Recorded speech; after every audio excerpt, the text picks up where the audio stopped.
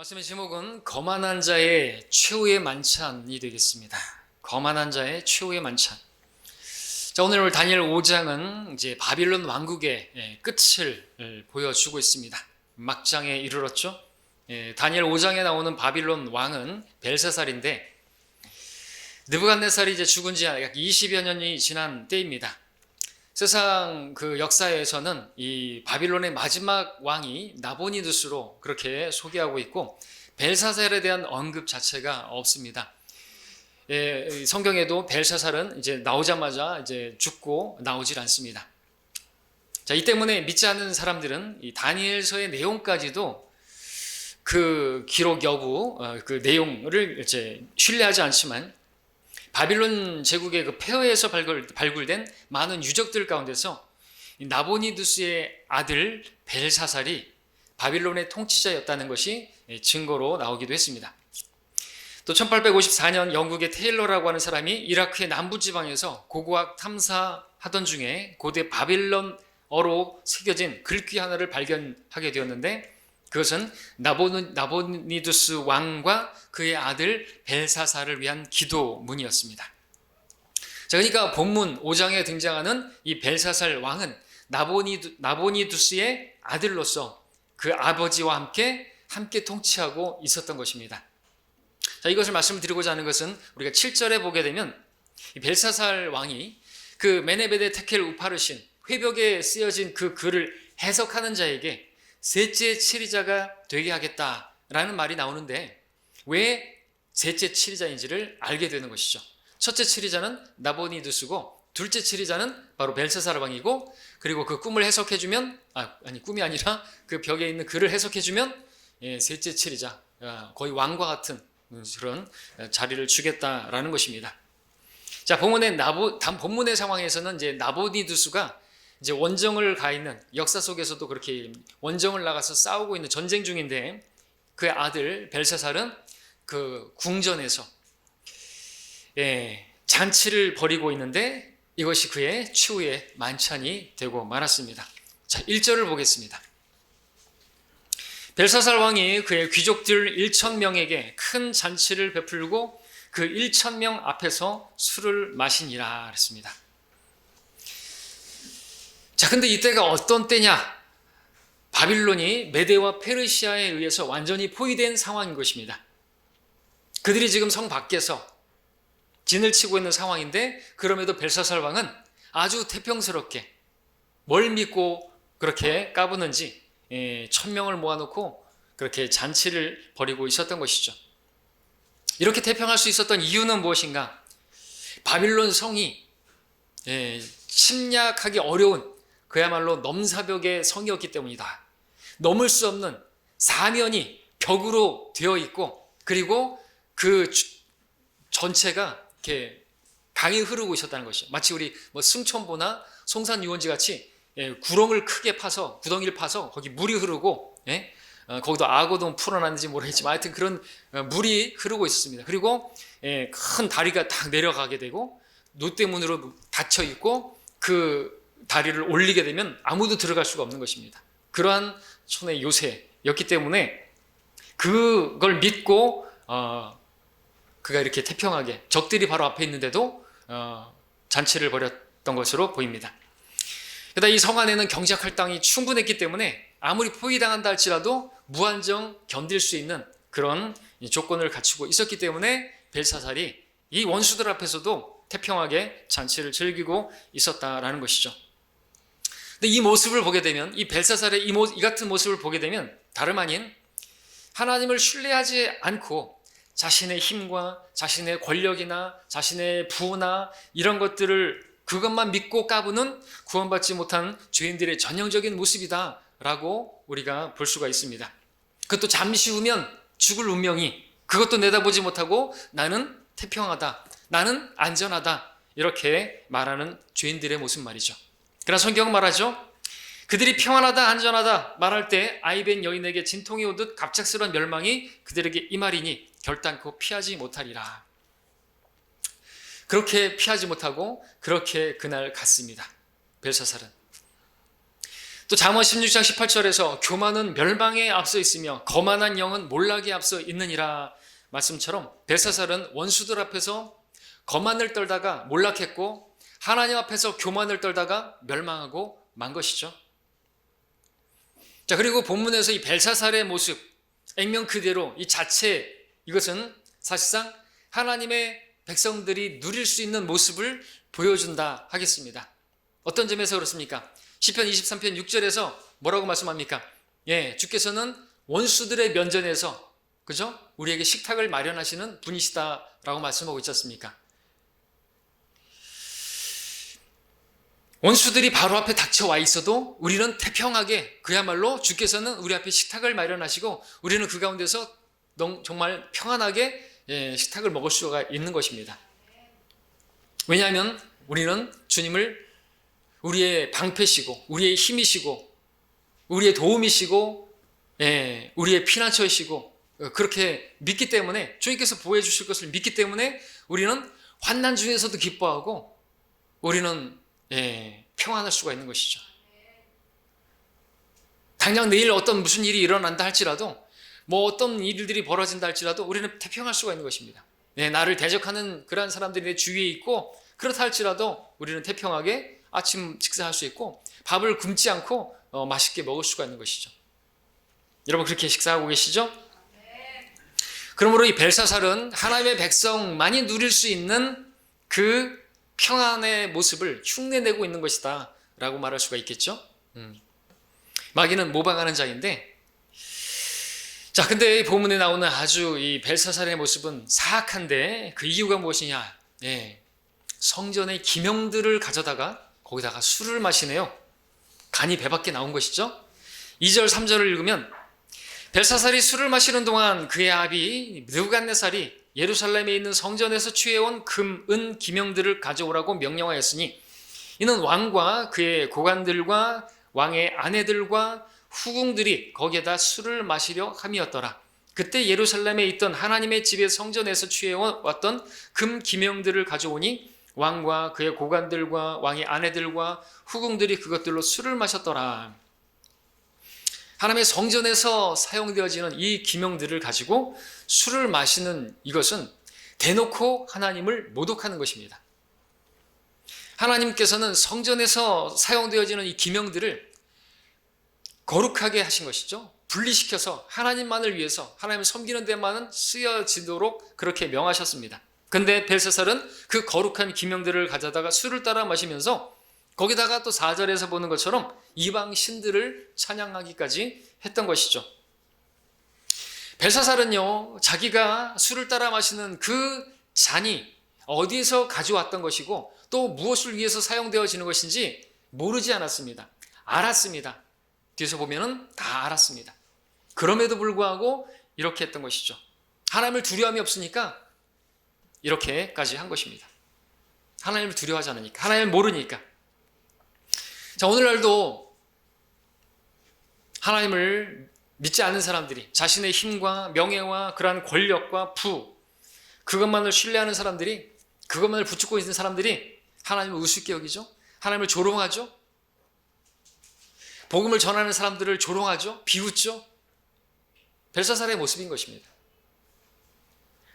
자기의 그런 철통, 뭐 어떤 직장이든지 아니면 사업장이든지 아니면 자기의 명예든지 자기의 부든지 통장이든지 그런 걸 믿으면서 우리가 복음을 증거하면은 아주 조롱하면서 그런 모습을 보인다는 것이죠. 바로 벨사살의 모습이 그것입니다. 자, 벨사살이 이제 이날 죽임을 당하게 되는데 왜 죽게 된 것입니까? 하나님께서 심판하실 때면 갑자기 심판하시는 게 아닙니다. 많은 기회를 주시는 것이에요. 뒤에서 보겠지만 하나님께서 메네메네 테켈 우파르신, 헤아리시고 헤아리시고 달아보시고 달아보시고 그러다가 이제는 나누시는 것이에요. 끝내버리신 것입니다. 기회를 많이 주셨어요. 하나님께서 이제 심판하실 때면 항상 죄가 극에 달했을 때이죠. 그야말로 벨사살을 향한 하나님의 진노의 잔은, 그가 마시고 있는 그 잔은 바로 그 하나님의 진노의 잔을 마시는 것이에요. 그 잔이 가득 찬 것입니다. 하나님께서 오래 참으셨습니다. 근데 이제는 하나님의 그 기명들을 가지고 거기다 술을 마시면서 이방 신들을 찬양한다? 이것은 자기의 멸망을 앞당기는 것이죠. 예, 그야말로 진노가 가득 찬 것입니다. 자, 그래서 5절에 보시면은 바로 그 시각에 그래서 한 사람의 손에 손가락들이 나와서 촛대 맞은편 궁전 회벽에 글을 쓰니 왕이 그 글을 쓰는 그 손가락을 보니라. 자, 하나님께서 하나님의 손가락으로 이해할 수가 있습니다. 하나님께서 필요하시면 이처럼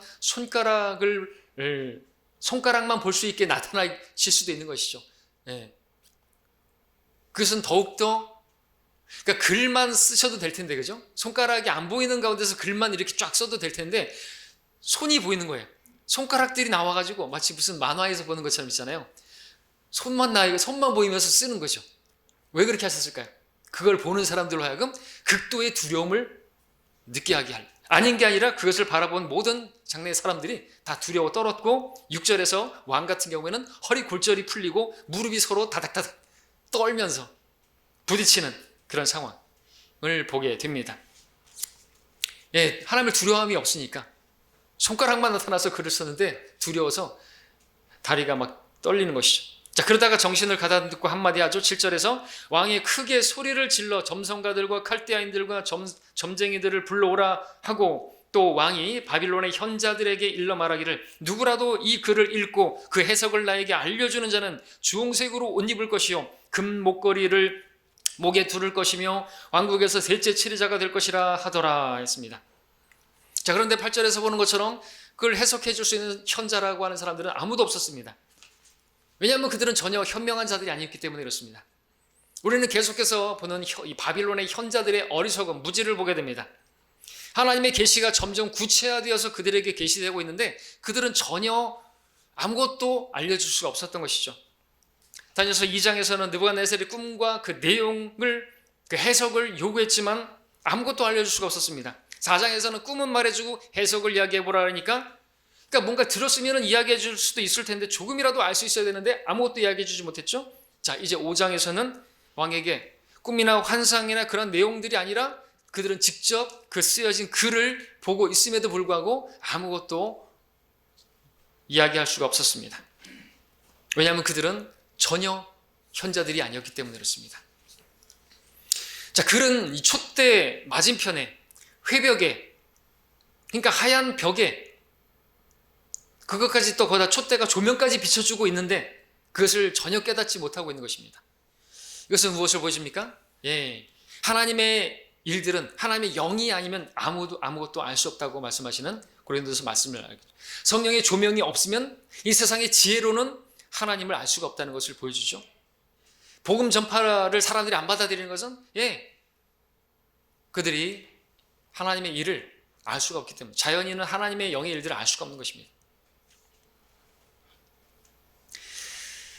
자, 벨사살 말 중에서 왕국에서 셋째 치리자가 되게 해주겠다. 금목걸이 달라주고 또 주홍색 옷을 입게 해줄 것이다. 다니엘은 나부갓네살과 벨사살 왕 다음 가는 최고의 지위를 차지할 수 있는 기회를 얻은 것입니다. 자, 그런데 멸망해가는 왕국의 치리자가 되는 것이 무슨 의미가 있는 것입니까? 아무런 의미가 없는 것이지 않습니까? 다니엘은 이미 알고 있었어요. 이미 2장에서 느부갓네살 형상의 그 형상에서 이미 바빌론이 금머리고 그 다음에 이제 메데 페르시아 다 알고 있었습니다. 근데 지금은 더 구체적으로 이제는 말씀해 주고 계시는 것이죠. 이제는 때가 됐다 이거죠. 근데 이제 셋째 치리자가 되게 해주겠다. 아무런 의미가 없는 것이죠. 그것이 무슨 의미가 있습니까? 곧 끝날 텐데.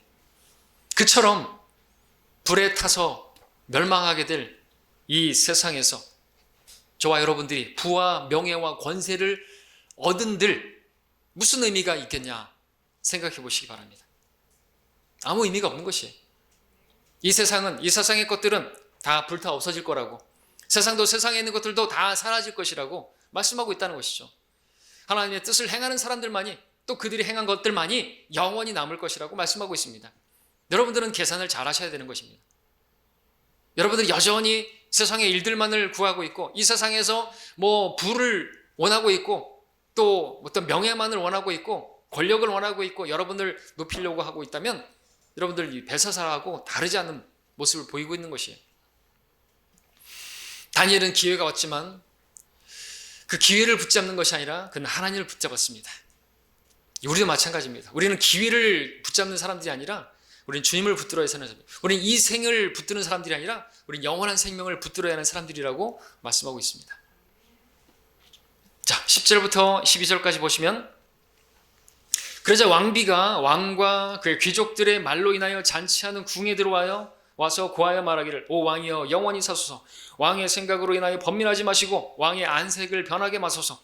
왕의 왕국과 거룩한 신들의 영을 지닌 한 사람이 있으니 왕의 부친 때에도 신들의 지혜 같은 빛과 명철과 지혜가 그에게서 나타났나이다. 내가 말씀드리오니 왕의 부친 느부갓네살 왕, 곧 왕의 부친이신 그 왕께서 그를 마술사들과 점성거들과 칼다인들과 점쟁이들의 우두머리로 삼으셨으니 왕이 벨트사살이라 이름하신 그 다니엘에게서 탁월한 영과 지식과 명철이 있어 꿈들을 해석함과 난해한 글귀를 풀어주며 의문을 해소한다는 것이 나타났나이다. 이제 다니엘을 부르소서. 그리하면 그가 그 해석을 알려드리리다 하더라 그랬습니다.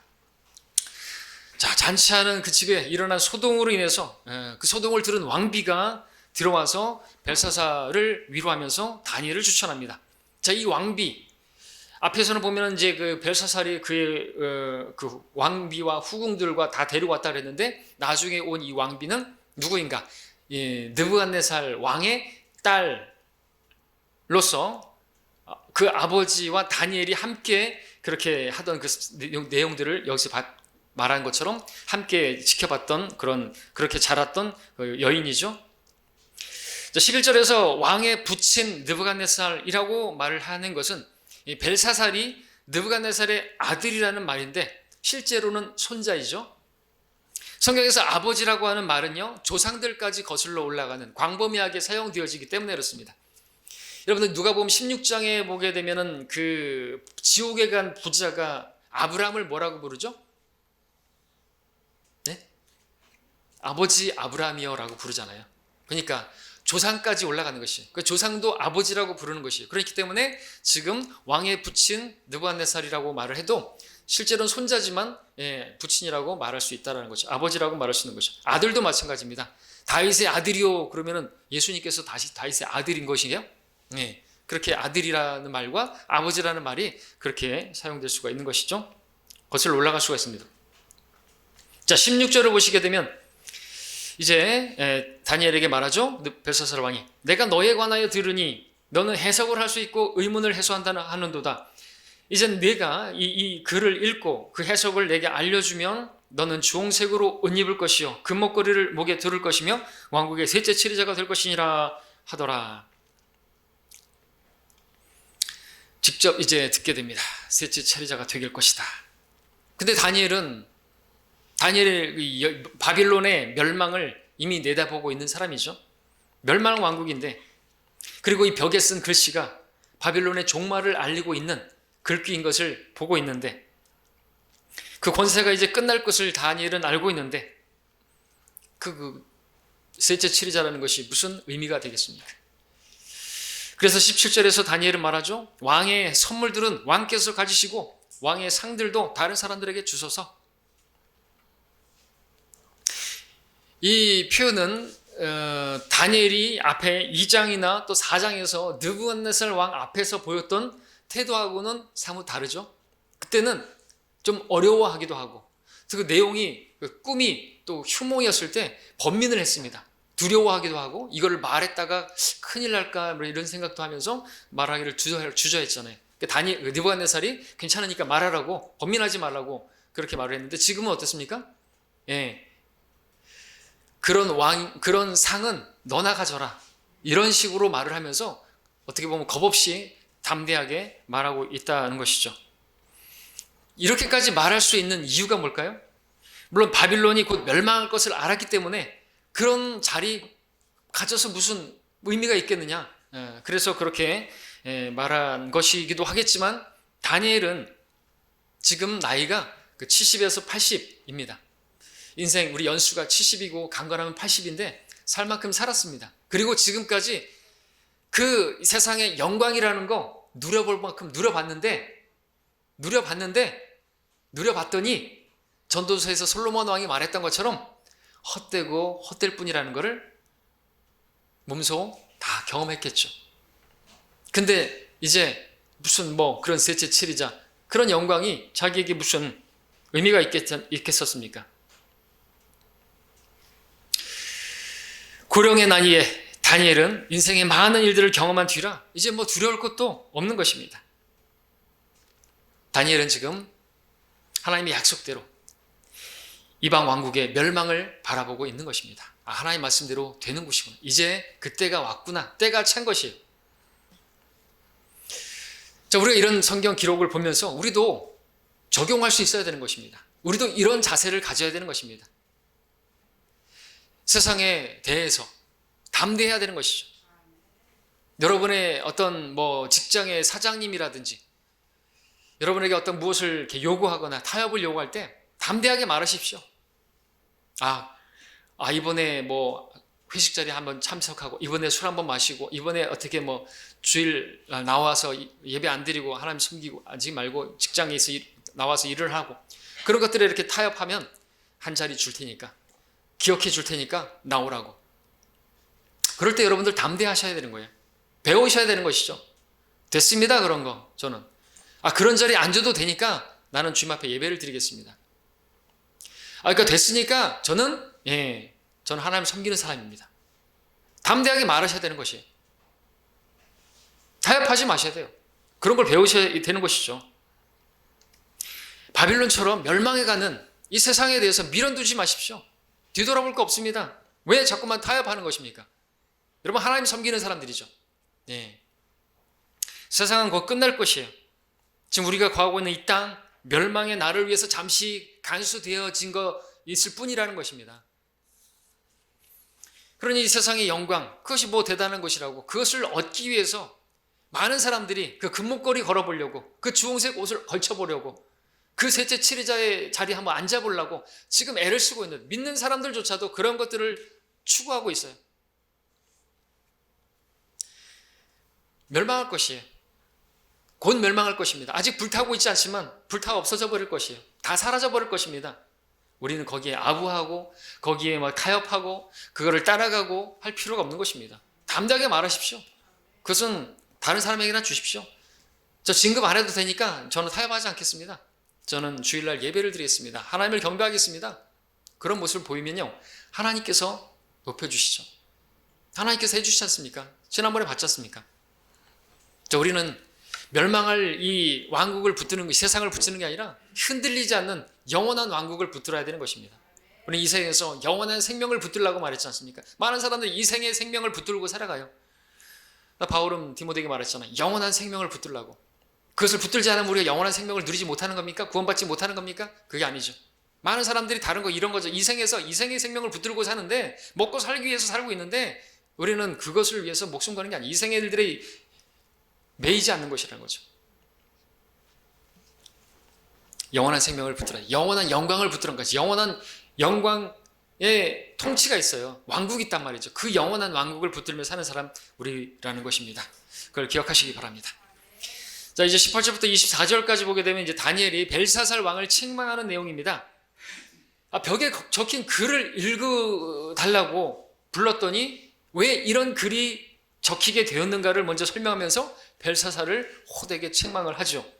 먼저 18절부터 21절까지 읽으면 오 왕이여 지극히 높으신 하나님께서 왕에 붙인 느부갓네살에게 한 왕국과 위엄과 영광과 영예를 주셨으며 그분께서 그에게 주신 그 위엄의 모든 백성과 민족과 언어들이 그의 앞에서 떨고 두려워했으며 그가 죽이고 싶으면 죽이고 살리고 싶으면 살리며 그가 높이고 싶으면 높이고 낮추고 싶으면 낮추었는데 그의 마음이 높아지고 그의 생각이 교만으로 완고하여짐으로 그가 그의 왕좌에서 폐위되고 그의 영광을 빼앗겼으며 사람들의 아들들로부터 쫓겨나서 그의 마음이 짐승들과 같이 되고 그의 처소는 들나귀와 함께 있으며 사람들이 그를 소처럼 풀로 먹이고 그의 몸이 하늘의 이슬로 젖었으니 이는 그가 지극히 높으신 하나님께서 인간들의 왕국을 치리하시고 그분께서 원하시는 사람은 누구든지 그 위에 지명하시는 것을 알 때까지였나이다.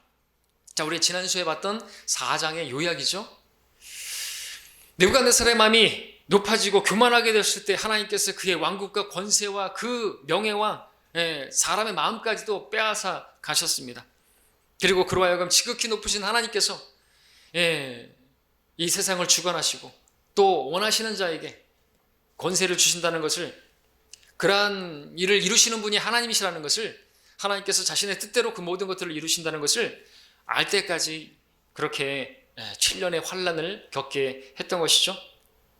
자, 그런데 22절 보시면은 24절까지 그의 아들이신 오 벨사살이여, 왕은 이 모든 것을 알면서도 왕의 마음을 낮추지 아니하고 오히려 하늘의 주를 거역하여 자신을 높였으며 사람들이 죄의 전의 기명들을 왕 앞에 가져오니 왕과 왕의 귀족들과 왕의 아내들과 왕의 후궁들이 그것들로 가지고 술을 마셨나이다. 또 왕께서 보지도 못하고 듣지도 못하고 알지도 못하는 은으로 만든 신과 금으로 만든 신과 놋과 철과 나무와 돌로 만든 신들을 찬양하였으나 왕의 호흡을 그 손에 가지시고 그 왕의 모든 길이 그분의 것인 그 하나님께는 영광을 돌리지 아니하시므로 그분께서 손가락을 보내어 이 글이 기록되었나이다. 다니엘의 말대로 벨사살은 그 모든 것을 다 알고 있었어요. 자기 할아버지 느부갓네살이 어쩌다가 어떻게 되었는지, 그렇게 교만 떨다가 그렇게 짐승처럼 된 것을 다 알고 있었다는 것이죠. 알면서도, 그런데 어떻게 했어요? 자신을 낮추지 않고 교만을 떨고 있는 것이, 똑같이 자기 할아버지처럼 똑같이 교만을 떨고 있는 것이. 느부갓네살 왕을 통해서 또 그의 딸 아까 왕비를 통해서 하나님이 어떠한 분이신지를 알았어요. 들었어요. 배웠어야 되죠. 그러나 그 모든 일들을 알았음에도 불구하고 그는 하나님을 알지 못했어요. 하나님을 알지 못했어요. 자기의 하나님이 아니었던 것이죠. 그래서 하나님께서 이제 끝내시겠다라는 글을 손가락과 함께 쓰게 하신 것이죠. 보여주신 것이죠. 자, 이 시간에도 설교를 듣고 있는 여러분의 마음판에도 하나님의 손가락으로 하나님의 말씀이 여러분들의 마음판에 기록되어지기를 바랍니다. 특별히 이 자리에 있는 우리 자녀들의 마음에, 그 마음판에 깊이 새겨지기를 원합니다. 우리 자녀들은 부모님이 어떻게 세상에서 방황하다가 하나님을 만나게 되었는지를 들었을 것입니다. 알았을 것입니다. 잘 배웠어야만 할 것입니다. 우리 자녀들 벨사살처럼 되지 않기를 바랍니다. 우리 자녀들, 우리 부모님이 어떻게 세상에서 어떻게 하다 하나님의 선하신 손길로 구원받게 되었고 그런 것들을 간증을 들으셨을 것이에요. 또 교회에서 어떤 성도님들이 눈물을 흘리면서 하나님을 만나게 된 그러한 간증들을 들으면서 우리 자녀들은 자라났을 것입니다. 그러면 배웠어야 되는 것이죠.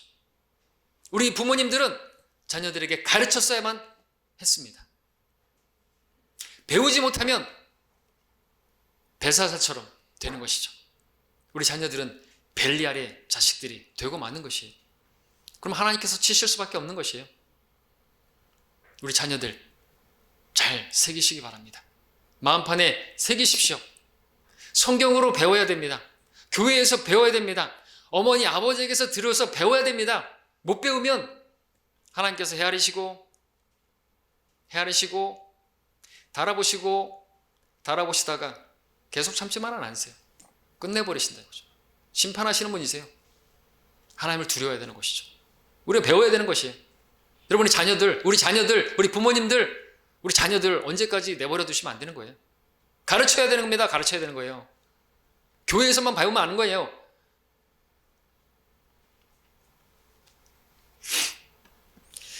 자, 하나님 앞에서 낮추고 하나님을 높이고 하나님께 영광 돌려드리는 삶, 그것을 가르쳐야 되는 것입니다. 자, 우리 함께 이제 벽에 적힌 글, 오늘 본문 25절부터 28절까지 다시 한번 읽겠습니다. 기록된 글은 이것이니 메네 테켈 우파르시니라. 그것의 해석은 이러하니 메네는 하나님께서 왕의 왕국을 헤아려서 그것을 끝내셨다 하며, 테켈은 왕을 저울에 달았더니 부족함이 나타났다 하며, 페레스는 왕의 왕국이 나뉘어서 메대인들과 페르시아인들에게 주어진다 함이니라 하더라. 자, 기록된 글자 메네메테 테켈 우파르신, 이거 해석은 26절에서 28절에서 분명하게 제시되고 있습니다. 메네, 헤아리다라는 뜻입니다. 하나님께서 벨사살을 헤아려 보셨다는 것이죠. 그리고 그래서 끝내셨다라는 것입니다. 테켈, 달아보다. 벨사살을 저울에 달았더니 부족함이 나타났다. 페레스, 우파르신의 단수인데 나뉘어진다. 왕국이 나뉘어서 메대와 페르시아로 나누어지게 된다. 우리 하나님 이런 분이십니다. 우리 하나님 어떤 분이십니까? 우리 하나님께서는 헤아려 보시는 분입니다. 이 헤아리다라고 하는 것은 이제 세다라는 말인 것이죠. 메네라는 것은 이제 성경에 나오는 그 문화하고 연관되어진 단어입니다. 그래서 문화, 그러니까 화폐를 세는 것을 말하는 거죠. 메네, 세다. 테켈은 세켈하고 또 연관되어 있습니다. 무게를 다는 것이죠. 달아보다. 그래서 세어보고 달아보고 그리고 나눴다. 도대체 이게 무슨 뜻이지? 예, 그걸 이제 해석해 주는 것이죠. 그것만 해주면 무슨 뜻인지 모르지 않습니까? 자, 하나님은 이런 분이신 것을 우리가 배워야 됩니다. 하나님 어떤 분이라고요? 세어보시고 달아보시고 나누시는 분이십니다. 지켜보시다가 계속해서 기회를 주시다가 그다가 달아보시고 그 다음에 심판하시는 분이세요. 성경에 하나님께서는 우리를 헤아려 보시는 분이시다. 세어보시는 분이시다 말씀합니다. 하나님께서 우리의 머리털까지도 세어보시는 분이시고 우리의 걸음을 세어보시는 분이시고 우리의 날수를 세시는 분이시라고 말씀하고 있습니다. 또 하나님께서는 우리를 달아보시는 분이라 말씀합니다. 사무엘상 2장 3절에서는 주께서는 지식의 하나님이시며 행동들이 그분에 의해 저울질되기 때문이라 말씀하고 있고 잠언 16장 2절에서는 사람의 모든 행위가 자신의 눈에는 깨끗하나 주께서는 그의 영들을 달아보시느니라 말씀하고 있습니다. 달아보시는 분입니다. 우리 영들을 달아보시고 우리 행동들을 달아보시는 분이십니다. 그리고 하나님께서는 나누시고 심판하시는 분이십니다. 하나님께서는 나누시는 분이세요. 하나님께서는 분리시키는 분이십니다. 교회 안에서 어떤 사람이 나갔다? 스스로 나간 게 아닙니다. 하나님께서 분리시킨 것이에요. 하나님께서 나눠버리신 거예요. 욕망으로 말미암아 스스로 분리된 사람은 모든 지혜를 찾아 혼잡게 하느니라 그랬습니다. 하나님이 심판하는 것입니다. 자기가 나간 게 아니에요. 하나님께서 분리시킨 것입니다. 왜요? 지켜보시다가 달아보시다가 함량 미달인 것입니다. 너무나 존재 가치가 없는 것이 쭉정이와 같이 날아가는 것이죠. 쭉정이는요 태풍이 불면 다 날아가죠. 교회 안에서도 자신이 뭐나 된 줄로 생각하는 사람들, 교만한 사람들, 거만한 사람들, 보지 못했으면서 봤다고 하는 사람들, 영적 조경들, 반푼이들, 함량 미달인 자들 하나님께서 쫓아내시는 것이 나누시는 것입니다. 심판하신다는 것이. 자, 우리는 우리 자신을 돌아봐야 됩니다. 알곡이 아니면요, 쭉정이는요 교회에 남아있을 수가 없어요. 하나님께서 나를 헤아려 보시고 달아보실 때 부족함이 나타나지 않기를 바랍니다. 여기서 부족함이라고 하는 것은 교만함과 거만함을 말하는 것이죠. 우리 모두는 다 부족하기 짝이 없는 자들이지 않습니까? 근데 그렇게 부족하기 짝이 없는 아무것도 아닌 자가 스스로 거만을 떨고 교만을 떨면 그것처럼 부족한 모습도 없는 것이죠. 부족한 모습이다라는 말을 다르게 표현하면 그것처럼 모자라 보이는 모습도 없잖아요. 그걸 뭐라 그러죠? 모자란 사람이라고, 모질이라고, 반푼이라고, 하프 베이크, 덜 익은 사람, 되담한 사람, 반푼이 바보가 되는 것입니다. 29절을 보시면 이 해석을 들은 벨사살 왕이 다니엘에게 이제 자기가 약속한 대로 주홍색 옷을 입히고 금목걸이를 걸어주고 왕주기 셋째 치르자가 된다라고 하는 선포를 하는 것을 보게 됩니다. 이 벨사살 왕 참 어리석죠? 하나님께서 이제 끝냈다라고 이제 심판하시겠다고 하는 무서운 경고를 받았는데 돌이켰다라고 하는 그 말을 듣고 돌이켰다는, 회개했다는 말은 없고 그 말씀에 합당한 반응을 보이지 않고 오히려 당당하게 자기는 약속을 꼭 지킨다라고 하는 관대한 자라는 것을 드러내는 그런 위선을 보이고 있습니다. 하나님께서는 그날 심판하셨습니다. 벨사살은 그날 죽임을 당하고 만 것이죠. 30절에서 보는 것처럼 그의 왕국은 끝나버렸습니다. 메데 페르시아가 이제 그 밖에서 그 수로를 팠대요. 역사에 따르면 세속 역사에 따르면 수로를 파가지고 딱 딱 트니까 물이 다 빠져버렸죠. 그리고서 들어가서 걔네들은 술 취해 있으니까 그냥 손쉽게 다 하루 만에 끝장나 버린 것이죠. 난공불락의 요새였던 바빌론 성이 하루아침에 무너져 버린 것입니다. 하나님께서 말씀하십니다. 너 어리석은 자야, 오늘 밤 내 혼을 내게서 앗아가리니 그러면 내가 장만한 그것들이 누구의 것이 되겠느냐. 이 누가복음에 나오는 12장에 나오는 부자도 마시자 즐기자 여러 해 동안 내가 창고를 일렸고 나는 충분하다. 근데 그날 밤에 취해 가시면 끝나는 것입니다. 벨사살 왕도 그렇게 마시고 부어라 마셔라 노세 젊어서 노세 그러다가 그날 간 것입니다. 오늘 본문의 이 바빌론 제국의 멸망을 요한계시록의 그 큰 바빌론의 멸망과 비교해 보게 되면 공통점이 있는데 하루 만에 끝장났다는 것이죠. 제가 계시록 18장을 읽으면 큰 바빌론이 무너졌도다 그러면서 모든 민족들이 그녀의 음행으로 인한 진노의 포도주잔에 취한 까닭에 땅의 왕들이 그녀와 더불어 음행하였고 또 땅의 상인들이 그녀의 사치스러운 풍요함에 부유하게 되었습니다. 그녀의 죄들이 하늘에까지 닿았고 또 하나님께서는 그녀의 불의를 기억하셨기 때문이라. 쭉 이야기하면서 이는 그녀가 마음에 말하기를 나는 여왕으로 앉아있고 과부가 아니로다. 그러므로 내가 결코 슬픔을 당하지 아니하리라 했기 때문이라. 이로 인하여 그녀의 재앙들이 하루 만에 닥치리니 죽음과 슬픔과 기근이요 또 그녀는 완전히 불로 태워진다. 이는 주 하나님께서 강하시기 때문이라. 계시록 18장 2절부터 8절까지의 내용입니다. 이 모습 그대로 지금 벨사살은 그 바빌론 제국은 끝나고 만 것이죠. 역사는 이렇게 되풀이가 되는 것입니다. 자, 오늘 본문을 통해서 우리가 두 가지 교훈을 받아야 하겠습니다. 첫째는 우리 인생도 하나님의 손안에 있다는 사실입니다. 18절을 보시면요, 19절을 보시면요, 그분께서 그에게 주신 그 위엄의 모든 백성과 민족과 언어들이 그의 앞에서 떨고 두려워하였으며 그가 죽이고 싶으면 죽이고 살리고 싶으면 살리며 그가 높이고 싶으면 높이고 낮추고 싶으면 낮추었는데, 제가 19절을 읽었나요? 예, 그렇죠. 예, 그렇게 되어 있습니다. 하나님께서 우리를 주관하시는 분입니다. 생사화복을 주관하시는 분입니다. 생사, 죽이고 싶으면 죽이기도 하시고 살리고 싶으면 살리시는 거예요. 그리고 높이시려 하면 높이시고요.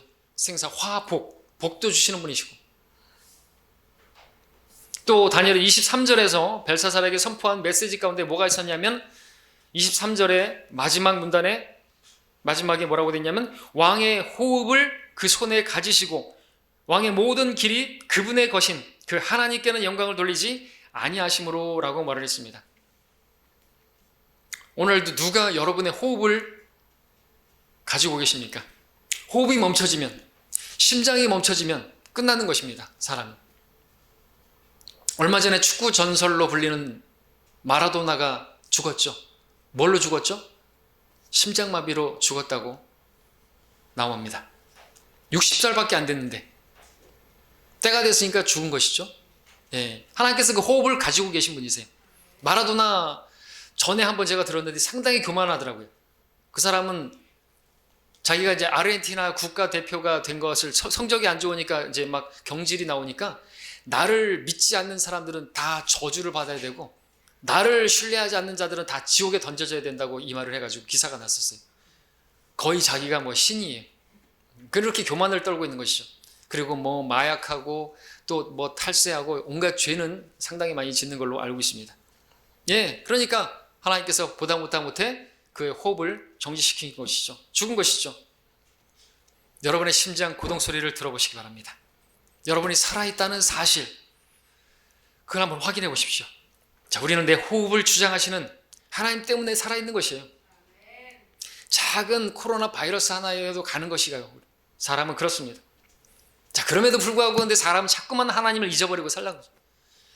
자기가 뭐 건강하면 하나님을 찾지 않고, 자기가 돈이 있으면 하나님을 찾지 않고, 그러면 안 되는 것입니다. 하나님께서 지켜보고 계시고 해려보시고 달아보시고 계시는 것입니다. 우리는 그분을 기억해야만 합니다. 두 번째로 우리 삶의 목적이 무엇인가를 보게 되는데 하나님께 영광 돌리는 것이어야 된다라는 것을 알게 되죠. 본문에서 다니엘은 벨사살이 하나님께 영광을 돌리지 않은 것이 죄라고 말했죠. 이 말씀을 통해서 우리 삶의 목적이 무엇이 되어야 되는지를 배우게 되는 것입니다. 하나님께서 나로 호흡하게 하시고 나로 살아있게 하시고 나로 움직이게 하시고 하는 그 궁극적인 이유는 하나님께 영광을 돌리기 위함인 것이에요. 우리의 실제적인 싸움은 그래서 내 삶의 중심에, 내 마음 중심에 나를 두느냐 하나님을 두느냐, 이게 싸움인 것입니다. 많은 경우 우리는 어리석게도 나를 중심에 둡니다. 나를 높이려고 합니다. 벨사살처럼 나가 높아지려고 합니다. 거만을 떱니다. 내가 아무것도 아니면서. 하나님께서 호흡을 걷어가시면 끝나는 게, 하나님께서 숨을 거두시면 어떻게 되죠? 숨을 숨겨주셨습니다. 숨을 거두셨습니다. 하나님께서 숨을 거둬가신 거예요. 우리는 나로 호흡하게 하시는 하나님께 영광을 돌려드리고 찬양을 돌리게 하시기 위해서 여러분에게 목소리도 주시고, 여러분에게 호흡을 주고 계시는 분이라는 것이죠. 그리고 그분을 내 삶의 중심에, 마음의 중심에 모셔야 하는 것입니다. 오늘 벨사살은 자신의 영광을 위해서, 자신의 권력을 과시하기 위해서 그렇게 부어라 먹어라 먹고 마셨습니다. 때문에 하나님께서 개입하셔야만 했고 결국 그의 잔치는 마지막 최후의 잔치가 되고 말았습니다. 성경은 우리에게 말합니다. 먹든지 마시든지 다 하나님의 영광을 위하여 하라고 말입니다. 우리는 하나님을 위해서 먹고 하나님을 위해서 마시고 하나님의 영광을 위해서 일도 하고 사업도 하고 그래야 하는 것이죠. 그런 우리가 하나님을 망각하고 무시하고 나를 위해 먹고 마시고 욕심을 부릴 때 하나님의 심판은 우리라고 해서 예외가 아닐 수 있음을 오늘 본문에서 벨사살의 최후의 만찬이 보여주는 교훈이라고 할 수가 있겠습니다. 우리는 나를 헤아리시고 달아보시고 또 나누시고 심판하시는 그 하나님의 손안에 내 호흡이 달려있다는 것을 아시고 그 손안에서 겸손하게 주님을 찬양하고 주님을 경배하고 주님께 영광 돌리는 우리가 되기를 바랍니다. 기도하겠습니다.